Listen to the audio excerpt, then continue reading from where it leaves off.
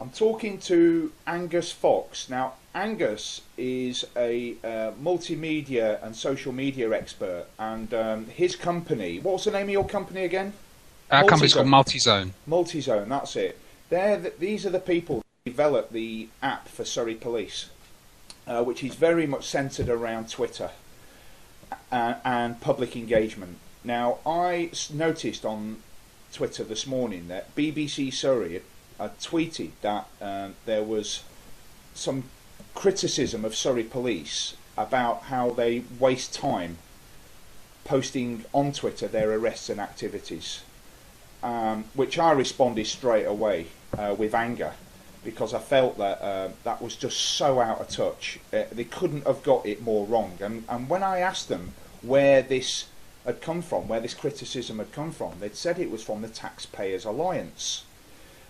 So I asked Angus if he would talk to us on this Skype interview so that we can disprove this utter rubbish, actually, just by having this interview, which we're having via Skype, which is a form of social media.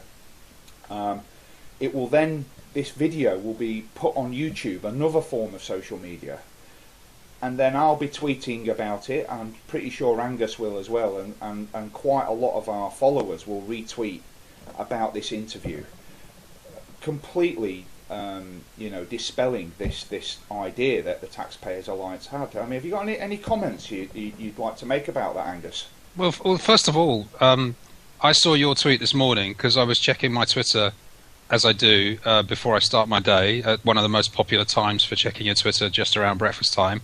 We know people check Twitter at breakfast time, at lunchtime if they work, and on their way home if they're commuters. And they check it using their mobile devices. Typically, that's the typical use case for how people use this, because sometimes people are not allowed to use these tools at work, and so they use them on their mobile phones. That's driving people towards the adoption of mobile devices to access this technology. So I saw your tweet. I didn't see the article on BBC Surrey, and I didn't see any press about it. I just responded to what you had said. And look at us, we're immediately having a Skype call the same day talking about the topic based on an engagement that happened between you and BBC Surrey that I saw on Twitter, because I'm interested in what's going on locally, and especially with the police. So that's interesting for a start, right there, about how quickly genuine, real online engagement happens these days. Interestingly, sorry to interrupt you. Interestingly, when I tweeted that and you responded, quite a few other people responded to that as well. Right. Couple of police people responded to it, so any followers that they have, I mean, I know Roger Neild has a couple of thousand followers. Yeah, I think he does, yeah. You probably have a couple of thousand followers. I think I've got well over 1,000. Just unbelievable, an unbelievable out of touch statement to make. But to the central point of the argument, community and neighbourhood policing is all about being visible. It's about the public understanding what it is that you're doing on their behalf and why they should support you. So what better way is there than to use online technologies quickly and at ultra low cost compared to traditional contact methods to tell the public what you're doing? I mean, that's the thing that the police can do than say, this is why I am doing this, please support me. Together we're going to clear up graffiti. Together we're going to tackle excessive speed in local roads. Together we're going to stop cars from parking outside of schools on the double hatch lines during the pick-up and drop-off times. These are the issues that the public say that they want the police to be dealing with locally, and these are the things that when the police tell the public they're doing them, do you know what happens? They get support from the public straight away. Absolutely. Police officers, when they say, tomorrow I'm going to be outside XYZ school to make sure people aren't parking on the hatch lines because we've had some issues with that, what happens is that other people on Twitter spot that, and then they reply straight away saying, brilliant, can you come to my school, because we've got that problem too, and together we can solve it.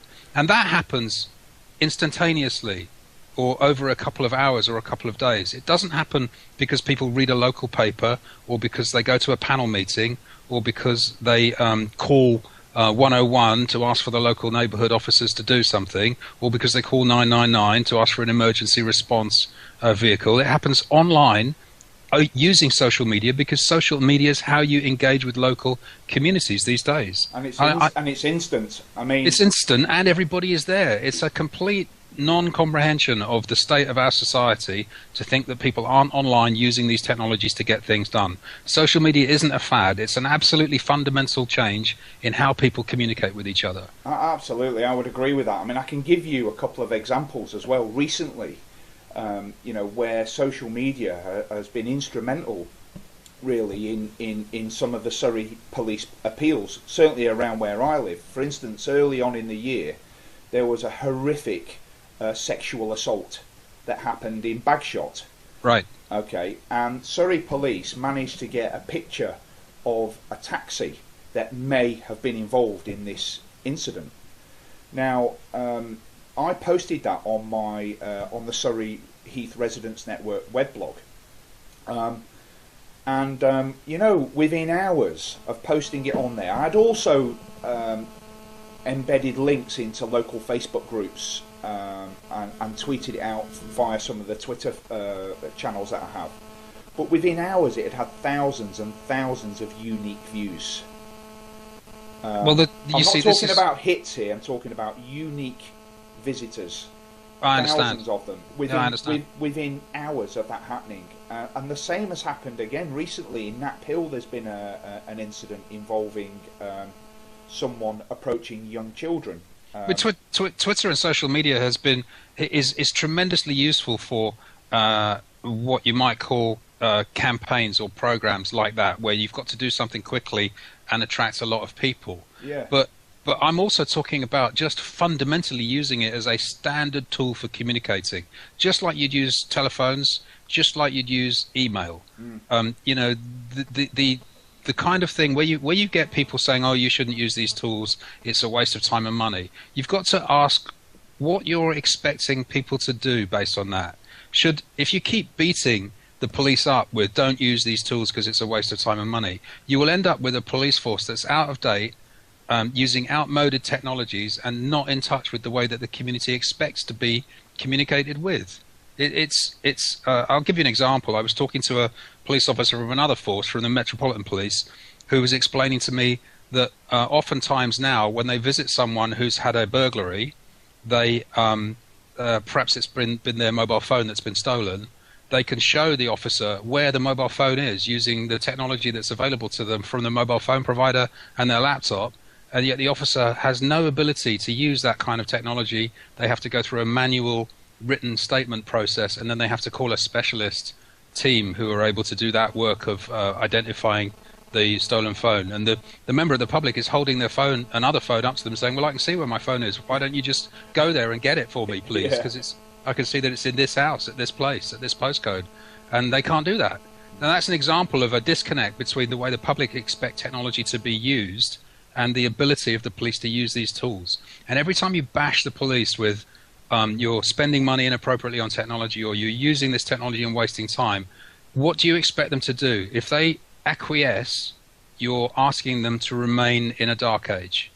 If they do push forward, you'll continue to criticize them for trying to push forward. It's so frustrating to me, because I see the great work that these guys do, and I see them getting criticized for the stupidest things that if it was a business, you'd just tell people to get lost. But because they're the police, they don't do that. I'm just speaking as a member of the public. I'm not a policeman. I don't stand in their shoes. But it would frustrate me intensely if I had to deal with that. I totally agree with you. In fact, I'm a councillor for my local authority.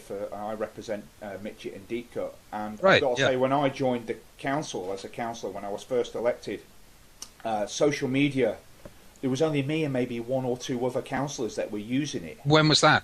2011. Well, there has been a massive change since then. Yeah, and I've got to say that it's been a real battle getting them to get their heads around it. But we're turning the corner. We've just started to turn the corner. And one of the things I've said when debating, the merits of social media is, I bet any money you like that 20 years ago, when email was starting to emerge, that they were probably having the same arguments then about the merits of They were. email. I could tell you that they were. I used to work for Lotus, who made a product called Lotus Notes, and that was a collaboration and email solution. And we were selling it to the police. And I went to a police force in Scotland, in Aberdeen, to talk to them about how they should deploy email. That would have been in about 1995 or 94, maybe. And they said, we don't want our officers to have email. And I was explaining to them the benefits of how, if you had your email, you could connect it to the internet, and then people could email you from outside. Because at that time, actually, that was quite new. Yeah. Email was an internal tool for companies up until then. And the idea that you could email other people was quite a new thing. And the guy who was in charge of that process, I can't remember what role he had. He was quite a senior police officer, though. He said to me, we don't want people emailing police officers. That will, we want people to come in to our front offices and talk to someone at the counter if they want to talk to us. Now, you think about that. That has taken maybe 15 years to change. But now you can email every police officer in the country if you know their badge number. And that is a fundamental change that's happened with that technology. Yeah, and look what email's revolutionised the world as far as communication is concerned. It has. I mean, you look at the Royal Mail. It's. I can't remember the last time I sent a normal letter. Well, precisely. Now, at the time, we had all the same things. We had the whole, what's the return on investment? What's the business case for deploying email? How much does each email individually cost? And what's the benefit of that individual email? I mean, that's just a ludicrous thing to suggest now that you would use to measure email like that. Or what's the cost of a phone call? What's the benefit that it gives you? What did it actually achieve for you to be able to make that call, and how did it make you better able to get your job done? Because we now take for granted tools like the telephone and email. Well, the telephone took about 60 years to be taken for granted. Email might have taken 15 years to be taken for granted. Facebook, Twitter, YouTube, Flickr, Yahoo, these other tools that we use and take for granted, some of us now, have taken 4 or 5 years only to be taken for granted by everybody. The problem is that the public sector in parts of the UK and some of the organisations who are seem to just be wanting to be critical all the time of what people are doing, don't necessarily move at the same pace that these technology advances move. And also, that's the challenge. And also there is with the public sector, particularly with organisations, let's say, but not limited to, the NHS, who are very risk averse about information that gets out into the public sector. They are risk averse, but there are public domain. I beg your pardon. Public domain. But there are also what I've started to call institutional inhibitors to these organisations to being open. But those are brought about often by a non-comprehension of the state of the nation, if you like. You can now find this information because of open data. You can build your own analysis of whether the police are doing a good job, for example, because all of that data is available nationally from the police.uk web service and API for developers that we use in our apps for Surrey. You can build your own picture of whether you think they're doing a great job or not. And so if an organisation in the public sector wants to portray itself in a particular way and that's not accurate, they're going to get found out now because the information is there to allow that to happen. And that also goes for the public too. There's a case today which has just hit, I predicted it would, it's just hit the front page of Sky News of someone who has tweeted that they knocked a cyclist over. Have you followed that? Yeah, I saw the headline, but I haven't actually read the full article. Well, this person tweeted that they had knocked a cyclist over, and the tweet had the sentiment that they were pleased because the cyclists don't pay road tax. That's kind of the way the tweet went. Yeah. Now, if we have learned anything about social media, it's that you can be transformed onto the front page of the newspapers and of the 24-hour news stations within minutes if you are a poor chooser of how you should express yourself online. So this person tweeted that, and then it got picked up by a blog about cycling, I think. And then Norwich police tweeted at the person saying, "We understand there's been a road traffic collision. Would you like to get in touch?" And now and now the person who was knocked off their bike and their friends from the cycling club have all made statements. And there's now an online campaign which has contacted this alleged person's workplace to say, do you support this person's attitude towards road safety? And very it's silly snowballs. thing to do. Yeah. It's a very silly thing to do, but it shows you the instantaneous power of social media. Now, what are the police supposed to do about that?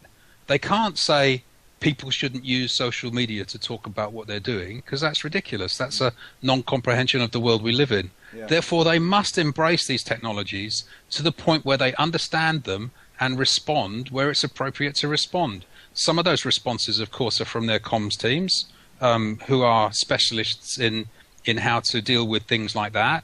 But that doesn't negate the idea that the neighbourhood officers, the wide community of officers who are working in our communities, can't have a role to play in telling the public what they're doing as well. Now, we're going to wrap this up in a minute, but I just wanted, before we do, to before we were on air earlier, so to speak, you were showing me, which I'll bring up on the screen when I'm editing this, yes, some statistics about how actually effective the engagement of the Surrey Police Twitter is. Could you just run through that a little bit? This is the other thing that annoys me so much about people who say these things are a waste of time. The social media statistics and information about how effective they are all in the public domain. By definition, when you post something on a social media site, it's traceable. Yeah. And what happens to it, which we call amplification, but which really means how many people might have seen the thing or been able to influence the thing or get involved in the thing, whatever it is. Yeah. That amplification is easy to see and monitor and calculate. So what I showed you was a tweet from a PCSO in Englefield Green, one of the officers in Runnymede who is good at notifying her community using her smartphone about what she's doing. Right. And it's not that she's doing special stuff. The tweet is about doing robbery prevention foot patrol. And that's just a standard part of her job as a neighbourhood officer, to communicate, to try and help have an impact on preventing robberies in the community. That's part of what she does. So she, on one evening, tweeted out that that's what she was doing. And the thing that I showed you that you could put on the screen shows that was retweeted, so it was amplified 6 times. And that amplification, when you dig into it, was all local people in the place where she works, in Runnymede or in Englefield Green. And they retweeted that, and the amplification reached 2,955 people, potentially, if you calculate all the folks who might have seen that. So what's so interesting about that? Well, what's interesting about that is that it's super duper local. It's genuine, real, online, local engagement with local groups and people talking about the place where she works, Englefield Green, in Runnymede, in Surrey. Yeah. It's not national people. It's not other police officers particularly. It's local people about that topic area. And what's interesting as well is that a lot of those people won't actually be in Englefield Green while they're having that discussion. No, of course not. They'll be at work. Or they'll be at work. They may know the place. They may have relatives who live there. You don't know why people get involved in those things. Yeah. But the theory, which I think we are proving, is that in social media you have to strive to become what's called a naturally nominated leader. Now, police officers are leaders. We know that. You expect to be led by police officers, but they're not leaders online. Online leadership is different. Yeah. What using social media effectively, the way that we do it in Surrey has done, is to start to make neighbourhood police officers natural leaders in the community. Their followers are local, and what they get done gets amplified locally and gets local support. And what happens then is a brilliant thing. The community becomes better aware of itself, better supportive of the police, and the pulse of the community, if you like, goes up. Yeah. Now, that's a brilliant prize. And I don't know how, if you're going to be mealy-mouthed about using social media and say, no, the police should be whizzing around in cars arresting people all day and not talking to anyone about what they do, then I just think that's stupid. Yeah, and in cases where, like today, for instance, where I live, last night, there were several garages broken into and high-value bicycles stolen. Right. We've put that out on social media today. People have retweeted it. I've had direct messages from some other people who are obviously following this. But what it's done is it's made our community much more alert and vigilant, because they're aware something's going on. Well, exactly. How else would you do that? How else would you do it? Right. So there's another example. It's not in Surrey. It's in Scotland. We have a PC in Scotland using our technology, and he was tweeting about St Patrick's Day, about what he was concerned with, which is chiefly drunkenness, in the city late at night on days like that. And he tweeted that at the Students' Union at the university, and it was retweeted by the Student Union to 4,000 people. There you go. What a fantastic thing to be able to do. Now, you can guarantee that every student in that university follows the Student Union Twitter, because they give away, prizes and T-shirts and drinks and competitions and what have you. Yeah. So the fact that perhaps that police officer had never encountered half of those people before, how else was he going to reach 4,000 people? Because I bet you if he booked a meeting room at the university that could seat 4,000 people and invited them all to come, they wouldn't show up. Right. But they were reached by his tweet. Okay, and finally, cost. Okay, just one very small point I'm going to make here. You're in Buckham, near Leatherhead. Yes, yeah, I am, yeah. And I'm in Deepcut, in Camberley. We're having this conversation now. If I was to ask for an interview with you under normal circumstances, either I'd have to get in my car, spend 40 minutes in the car, driving 20 miles on the M25 and all the rest of it. Yeah, exactly. To come and meet or even if we met halfway, there's the cost of the fuel, there's the time, and all the rest of it. We've done this interview over Skype, and achieved exactly the same as what we would do as if I would come and film it in person. Yeah, and we've done it today. If we were going to do that, we'd have to set a time. It would probably be next week. It's a bank holiday coming. We're all busy. Yeah. But we've done it right away. But I've just delayed my dinner a little bit, and I'm sure you have as well. So. Yeah.